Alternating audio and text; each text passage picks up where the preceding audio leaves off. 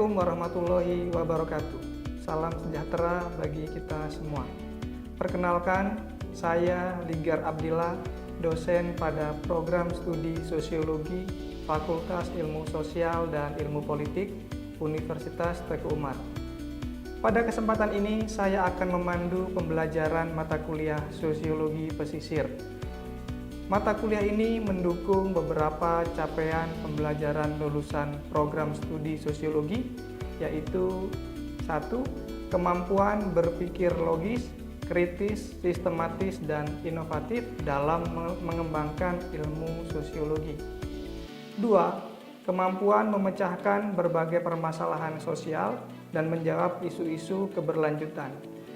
3. Kemampuan memanfaatkan literasi data, literasi teknologi, dan keilmuan sosiologi dalam proses analisis. 4. Serta membiasakan kemampuan berpikir tingkat tinggi atau yang dikenal dengan higher order thinking skills dalam kehidupan masyarakat. Capaian pembelajaran mata kuliah atau CPMK Sosiologi Pesisir adalah 1. Mampu menelaah kondisi sosial masyarakat pesisir secara logis, kritis, sistematis, dan inovatif melalui pendekatan sosiologi pesisir dan pemanfaatan teknologi untuk mendukung pengembangan ilmu pengetahuan dan solusi sosial pada masyarakat pesisir.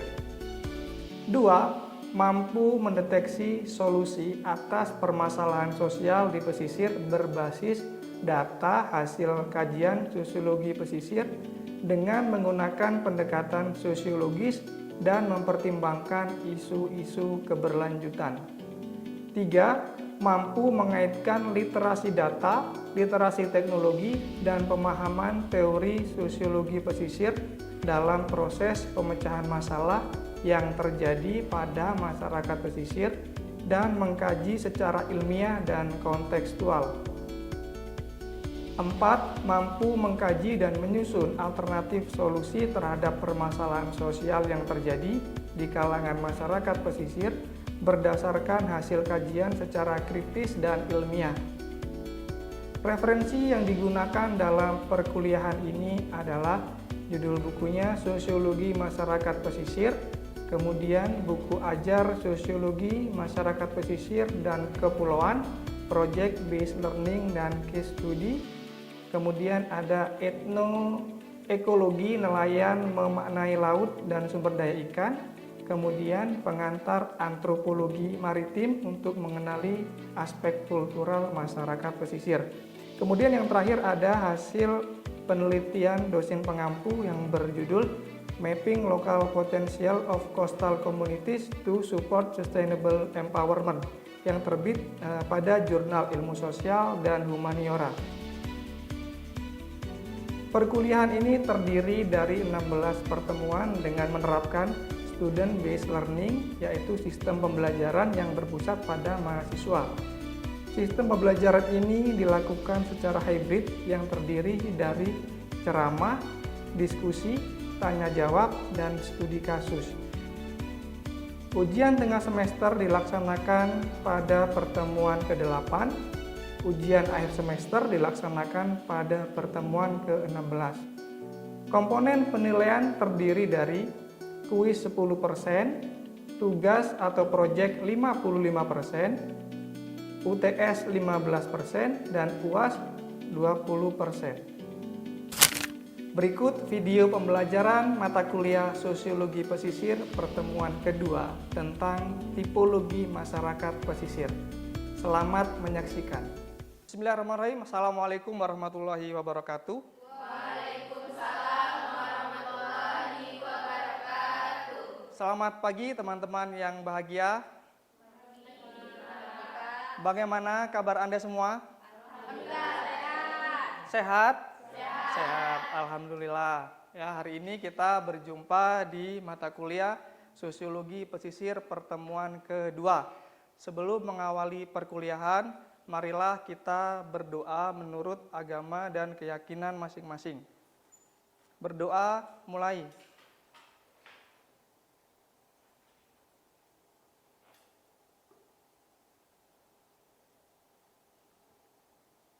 berdoa selesai.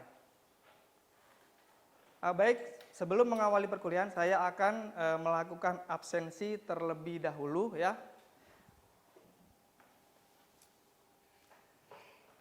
Pertama, Cutwan hadir. Maria. Kemudian Rehan Ayu. Kemudian Cut Adira. Ada ya. Kemudian Risma Dede. Ada. Baik. Sebelum kita melanjutkan materi di pertemuan kedua ini, alangkah baiknya kita awali dengan ice breaking ya. Nah, ini bertujuan untuk merefresh kondisi kita karena selama pembelajaran nanti kita harus konsentrasi, ya kan? Boleh seperti itu? Boleh. Kira-kira ada gak yang punya ide untuk ice breaking? Saya, Pak. Si Cut? Boleh si Cut mimpin ice breaking? Boleh. Silakan.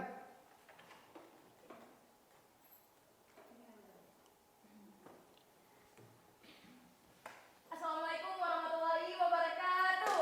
Waalaikumsalam warahmatullahi wabarakatuh. Biar konsentrasi kita terbentuk pada hari ini, sebelum kita masuk materi, mari kita melakukan beberapa game supaya kita tuh fokus sama materi. Baik, ini nama gamenya itu adalah Bos Berkata. Tahu nggak apa itu Bos Berkata? Nggak tahu. Oke, karena nggak tahu, maka kawan-kawan harus dengarkan saya. Jadi setiap kalimat dari saya yang menggunakan katakan bos, berarti kalian tuh harus mendengarkan serta melakukan tindakan yang saya bilang. Tapi jika saya tidak menselipkan kalimat kata bos di dalam kalimat saya, maka kalian tidak boleh melakukan apapun. Oke? Oke. Paham? Paham. Oke. Karena sudah paham, boleh berdiri sebentar. Berdiri sebentar. Ayo berdiri semuanya.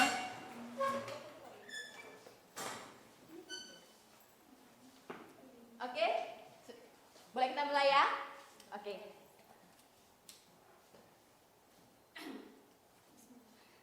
Katakan, oke? Mari kita mulai. Katakan bos, oke? Bos berkata pegang pundak.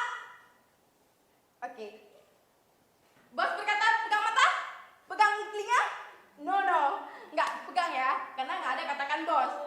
Katakan bos pegang pinggul? Pegang mata? Oke, sekian dari untuk membentuk konsentrasi pada hari ini. Saya kembalikan lagi pada pemateri. Baik, terima kasih, tepuk tangan untuk Cut Adira.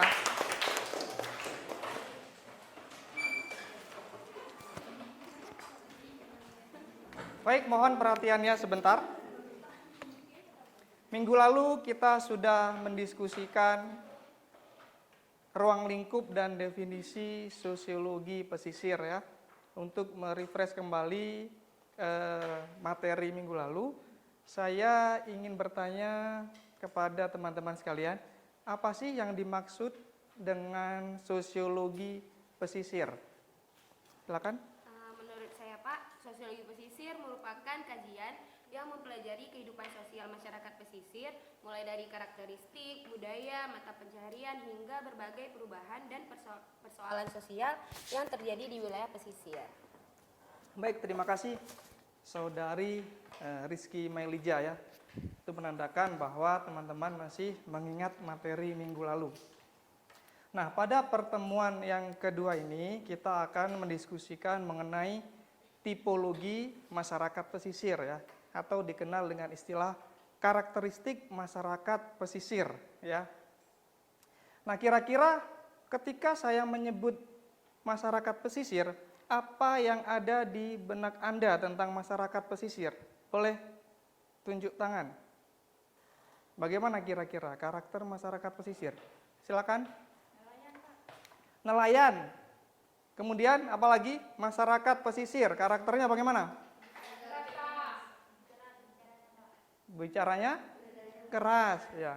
Nah, itu adalah karakteristik secara fisik atau di permukaan saja. Nah, pada pertemuan kita kali ini ya, kita akan membahas mengenai menyelami kedalaman masyarakat pesisir ya dari berbagai dimensi ya, dari sosiologis, ekologis, kemudian struktural ya. Nah,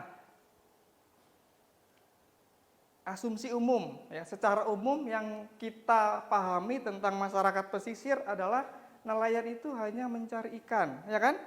Nah, padahal tidak seperti itu ya.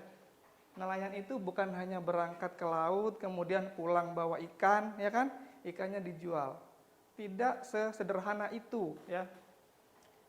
Ada banyak aspek yang harus kita dalami. Yang pertama mengenai sistem pengetahuan ekologis ya. Masyarakat pesisir itu memiliki sistem pengetahuan tentang lingkungan ya, tentang kondisi alam, bagaimana mereka melakukan pembacaan terhadap musim ya. Kemudian ada yang namanya sistem kepercayaan dan ritual. Ya. Di dalam masyarakat pesisir itu ada integrasi antara sistem kepercayaan dan ritual ya dalam aktivitas perikanan. Nah, kemudian ada juga peran ganda ya. Ada juga pembahasan mengenai gender ya, nanti akan kita diskusikan lebih jauh.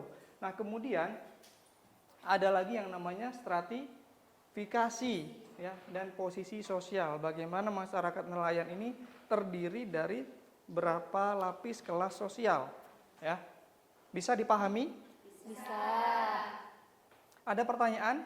Silakan. Pak, saya ingin bertanya. Kenapa masyarakat yang tinggal di pesisir cenderung suaranya lebih keras dan karakternya lebih kuat? Baik, ada yang bisa menjawab? Kenapa kira-kira? Masyarakat nelayan? Secara ini karena orang itu hidupnya berdampingan dengan air, karena orang itu kan mendengarkan ombak Pak. Jadi kebiasaan orang itu harus ngomong pakai yang lebih keras suaranya. Oke, baik ya. Itu karena kondisi geografis ya mampu membentuk karakter masyarakat tertentu ya. Masyarakat pesisir itu yang dihadapi adalah ombak, ya kan? Nah, kemudian harus kalau berkomunikasi suaranya harus kuat, harus lantang. Kalau nggak lantang nggak dengar, ya kan? Kemudian resiko dari pekerjaan nelayan itu sangat tinggi, ya kan? Taruhannya apa? Nyawa. Jadi makanya karakternya itu harus kuat. Nah, itu dari segi fisik ya. Nanti akan kita bahas lagi. Nah, ini dia yang menyebabkan kenapa masyarakat pesisir itu karakternya sangat kuat ya. Yang pertama dari segi ruang ekonomi ya. Masyarakat agraris itu lahannya terukur ya. Petani, ya kan? Lahannya nggak berpindah-pindah di situ-situ saja. Ya, kemudian masyarakat perkotaan atau industri terpusat di infrastruktur, ya kan? Tapi berbeda dengan masyarakat pesisir. Ya. Laut sebagai ruang hidup yang dinamis dan tidak bisa diprediksi. Ya kan? Kita nggak tahu kapan badai datang. Ya, kita tidak tahu kapan hujan, kemudian angin. Ya, kondisi laut itu tidak bisa diprediksi. Kemudian sifat laut ini adalah sumber daya yang open access, ya. Bisa jadi hari ini ikannya di posisi A, ya kan? Besok belum tentu di posisi itu lagi, ya kan? Nah, itu namanya tidak bisa diprediksi. Nah, kemudian masyarakat pesisir ini memiliki pengetahuan ekologis lokal ya, local ecologis knowledge ya, yang bukan dari pendidikan formal ya, melainkan dari mana? Diwariskan secara turun temurun ya, itu namanya pengetahuan ekologis ya, bagaimana mereka mengenali lingkungannya karena mereka bertahun-tahun ya, selama dari generasi sebelumnya sampai generasi berikutnya mereka selalu berdampingan dengan lingkungan, dengan alam ya, dengan laut. Ya, jadi mereka mendapatkan pengetahuan itu dengan cara apa? Diwariskan secara turun temurun dan kemudian juga sudah diuji, ya kan? Contohnya ketika saya melakukan penelitian ya hampir 4 tahun di Aceh Singkil, para nelayan menyebutkan bahwa mereka tidak mau menggunakan kapal yang terbuat dari fiber. Tahu kapal dari fiber yang warnanya putih, kapal modern, mereka tidak mau. Mereka lebih memilih menggunakan kapal yang terbuat dari kayu, dari papan. Ya, karena itu bersangkutan dengan keselamatan nyawa. Jika kapal itu terkena badai, ya, kapal fiber, kemudian pecah, fiber itu pasti tenggelam, ya kan? Tapi kalau kapalnya dari papan, papan itu masih bisa mengapung. Nah, itu berkenaan dengan keselamatan nyawa. Bisa dipahami ya? Bisa.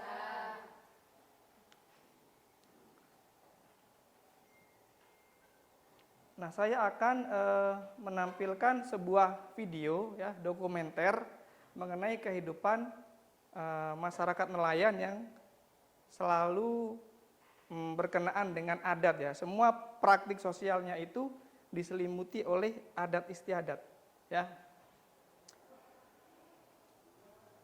Sebentar ya.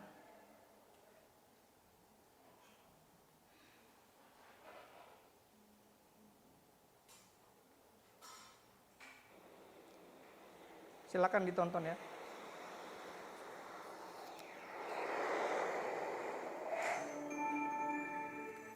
Bentar.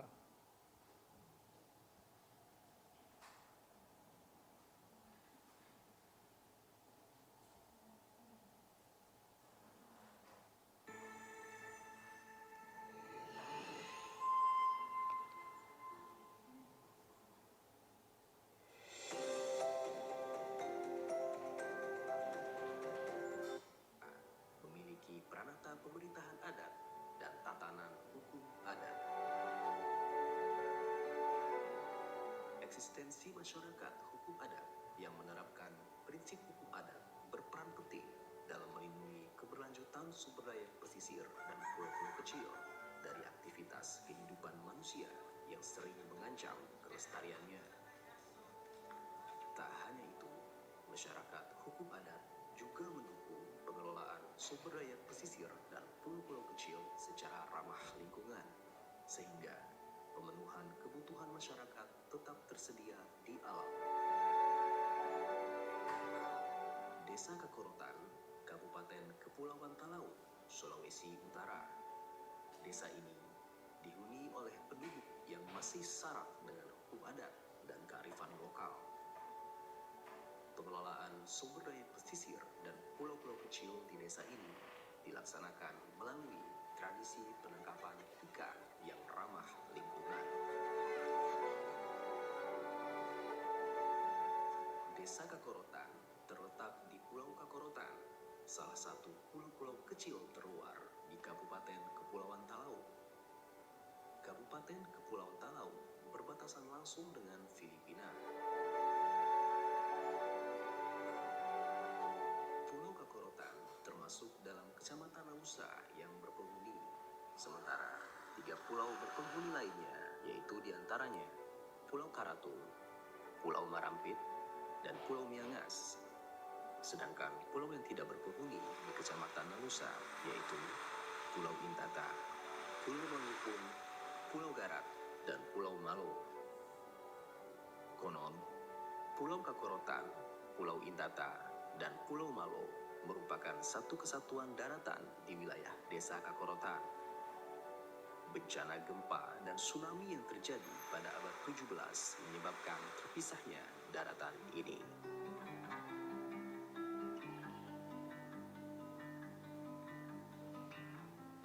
Kakorotan ini sebenarnya pulau ini satu daratan. Terbagi 3 dari tsunami. Ini Kakorotan, Pulau Intata, Pulau Malo. Masyarakat hukum adat Desa Kakorotan dalam melakukan penangkapan ikan yang mengedepankan kelestarian laut dengan menggunakan alat tangkap yang terbuat dari janur kelapa yang dilingkarkan pada tali hutan sepanjang 3.000 meter. Manee sendiri berasal dari kata CE atau Sahara yang artinya pernyataan setuju. Hal ini berarti seluruh masyarakat, baik laki-laki maupun perempuan, baik tua maupun muda, sepakat untuk melaksanakan upacara panen menangkap ikan bersama-sama.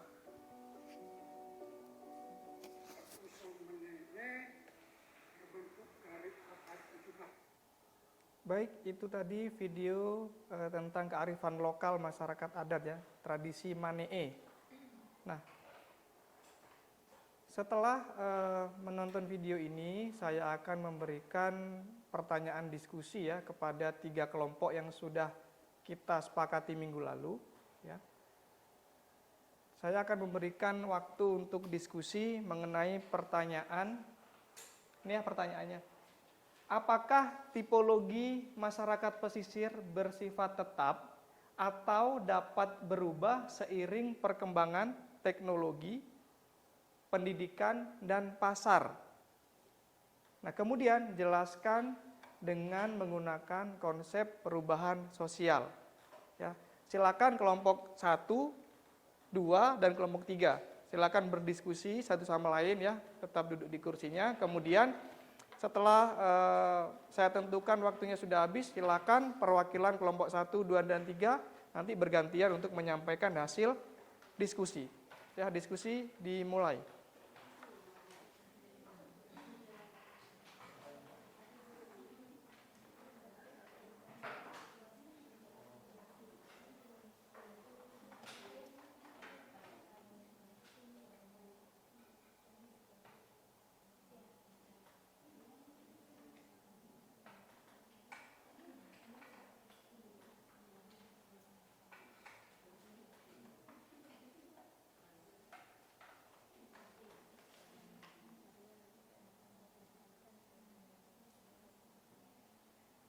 Baik, waktu diskusi telah habis ya. Silakan perwakilan kelompok 1 maju ke depan untuk menyampaikan hasil diskusinya. Silakan.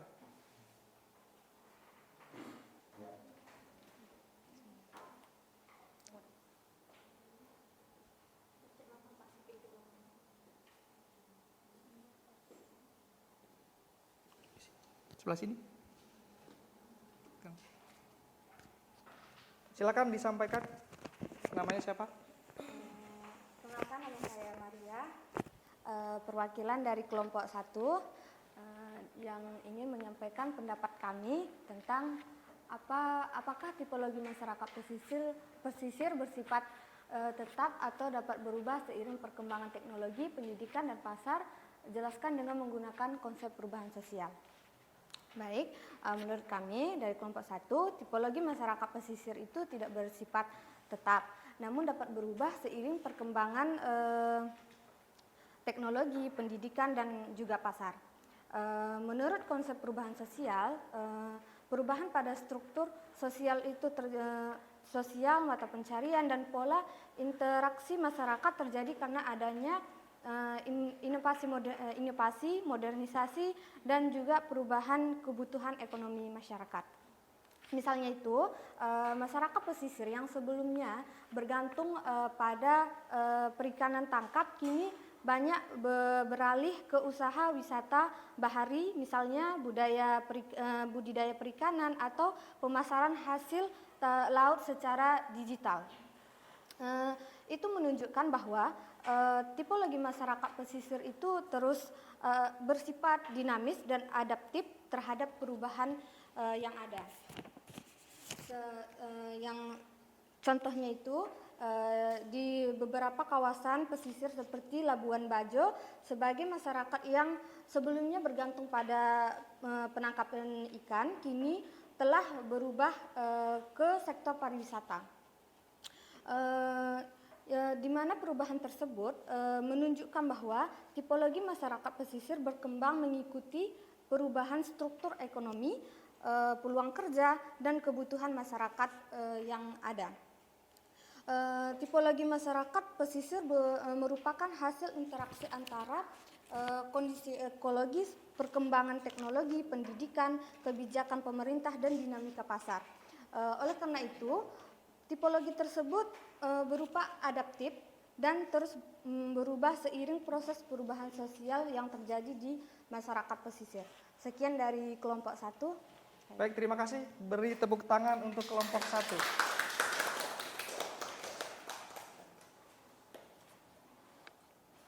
Oke, baik, saya akan memberikan respon dan asesmen ya mengenai jawaban dari kelompok 1 ya. Tipologi masyarakat pesisir itu tidak bersifat statis ya. Artinya mereka karakternya itu sewaktu-waktu bisa mengalami suatu perubahan. Mereka ada pola adaptasi ya di masyarakat pesisir ya. Karena bisa juga tergantung faktor ya, ada perkembangan teknologi yang dulunya masyarakat pesisir bersifat tradisional, kemudian bisa menggunakan teknologi modern ya. Kemudian ada juga faktor pendidikan ya dan pasar ya. Seperti yang disampaikan oleh kelompok 1 tadi, sangat bagus ya. Saya memberikan apresiasi yang cukup tinggi untuk kelompok 1 karena dia mampu memberikan contoh masyarakat nelayan saat ini sudah bisa memasarkan hasil tangkapan secara digital ya. Baik, pertemuan kita kali ini kita cukupkan sampai di sini ya. Kemudian kita akan mendiskusikan materi berikutnya minggu depan. Karena kita mengawali kelas ini dengan doa, maka kita tutup dengan doa. Sebelum kelas kita akhiri, marilah kita berdoa menurut agama dan keyakinan masing-masing. Berdoa mulai.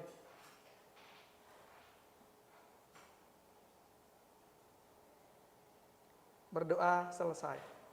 Ya, berdasarkan pemaparan dari kelompok 1, saya sudah meyakini bahwa teman-teman sekalian memahami materi di pertemuan kali ini. Ya, semoga kita semua selalu dalam keadaan sehat. Sampai jumpa di pertemuan berikutnya. Selamat pagi. Assalamualaikum warahmatullahi wabarakatuh. Waalaikumsalam warahmatullahi wabarakatuh. Demikian pembelajaran pada pertemuan ini. Saya berharap materi yang telah kita bahas dapat memperluas cara pandang kita dalam memahami dinamika masyarakat pesisir secara kritis, ilmiah, dan kontekstual. Pada pertemuan berikutnya, kita akan mendalami topik yang lebih spesifik melalui diskusi dan analisis berbagai kasus di wilayah pesisir. Terima kasih atas perhatian dan partisipasi Anda. Tetap semangat belajar, teruslah berpikir kritis, dan jadikan sosiologi sebagai landasan untuk menghadirkan solusi bagi masyarakat. Wassalamualaikum warahmatullahi wabarakatuh.